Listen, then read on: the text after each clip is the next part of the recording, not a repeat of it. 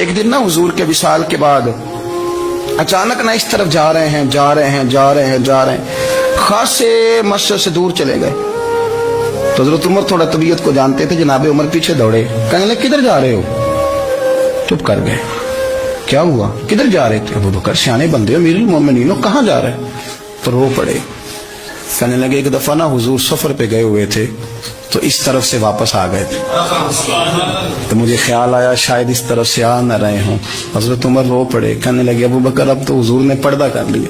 جنہاں دے دل بر جانی وچھڑا کون روگے پھر تھوڑا, سب روگاں دا روگ محمد جس دا نام وچھڑا. آپ ساری سیرت کی کتابیں پڑھ لیں گے. حضرت ابو بکر صدیق کا وصال کس بیماری سے ہوا؟ لوگوں نے قول کیے ہیں کہ وہ سانپ کا زہر آ جاتا تھا, فلاں چیز تھی, لیکن کو بندہ وجہ تلاش کر سکا؟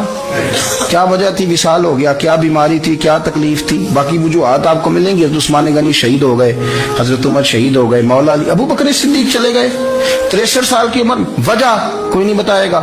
جب شدید بیمار ہوئے تو حضرت عمر فاروق نے ایک طبیب بلایا, بڑا سیانا تھا. اس نے سارا چیک کیا تو نباز تھا. کہنے لگا یار کو بیماری تو سمجھ میں نہیں آتی. تو حضرت عمر تھوڑا سا جلال میں, یرانہ تھا نا, جلال میں کہنے لگے ابو بکر مسئلہ کیا ہے؟ دن بدن کمزور ہوتے جا رہے, نماز پڑھانے کھڑے ہوتے تو ٹانگیں کانپتی ہیں, مسئلہ بتائیں کیا ہے؟ طبیب اتنا بڑا ہے, یہ تو بندہ کا چہرہ دیکھ کے بیماری بتا دیتا ہے, اور یہ کہہ رہے کوئی بیماری نہیں. تو حضرت صدیق اکبر خاموش ہیں. پھر حضرت عمر کہنے لگے ہم سارے آپ کی وجہ سے چلتے ہیں, لوگ سارے پریشان ہیں, آپ حضور کے جانشین بتاتے کیوں نہیں؟ جب تیسری دفعہ کہا تو حضرت صدیق اکبر کہنے لگے عمر زیادہ باتیں نہ کر, تجھے پتہ نہیں مجھے کیا بیماری ہے؟ نہیں پتا تو میں بتاؤں؟ نہیں پتا تجھے, بول. تو جناب عمر رو پڑے.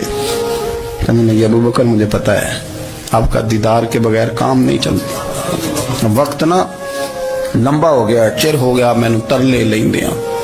کدی موڑ میرے ول باگا, خواب میری وچ ایک وار دیاں میں میں ساری عمر نہ جاگا. مجھے پتا ہے آپ کے مرض کا, پر ابو بکر امت کو ضرورت بھی تو ہے نا.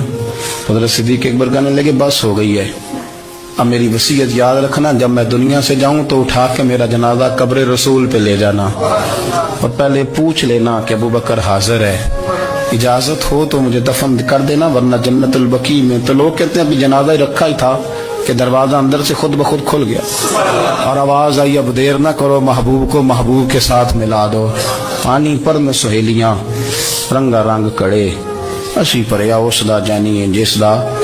میں نے شروع میں ایک بات کی تھی کہ اپنی خواہشات کو نا حضور کا غلام بنا دیں, سوچیں سمجھیں کہیں وہ لفظ جو مدینے والے رسول کو پسند ہیں, پھر دیکھنا مسلمان ہونے کا مزہ آئے گا, پھر ذائقہ نصیب ہوگا. اللہ ان کے درجات بلند فرمائے.